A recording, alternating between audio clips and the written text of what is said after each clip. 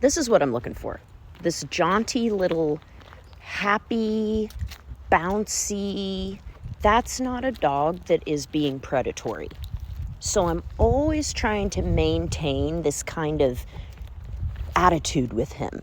You know, much like you would another friend. Oh, good job. And there he goes. He's happy.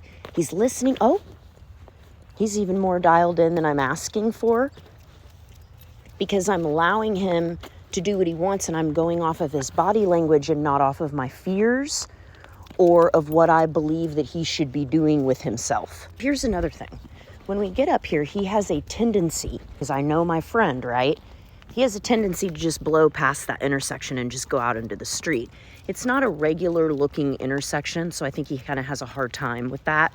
And then also, our intended play area is over there, and he gets real freedom over there because nobody's ever over there and there's no road. And I know that about him. So instead of being like, how do I get my dog to stop da-da-da-da-da, which is the mindset that we come from a lot, right? What I do is I just know how he is. So I walk with him up here, or if he's ahead of me like this, I'm gonna, now see, I haven't even done anything, and it's working already. Because I noticed this about him several weeks ago. I never let him do it. He never gets the opportunity to blow past here. So he hasn't been able to rehearse that.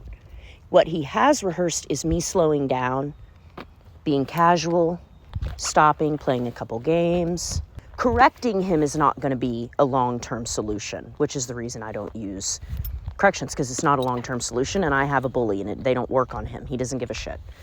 So what I did is I just changed the pattern of the way we walk through here. Now we linger.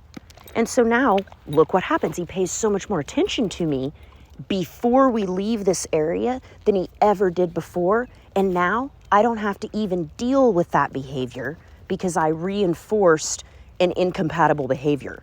It's a little hard to run across the street when you're catching food, you know, that's flying through the air at you, right? So think about things in terms of, how can I do really good differential reinforcement here? How can I make what I want him to do even more fun than running across the street to the base of this tree, which is what he always wants to do. He wants to check for the you-know-whos and smell all the dogs that have been here.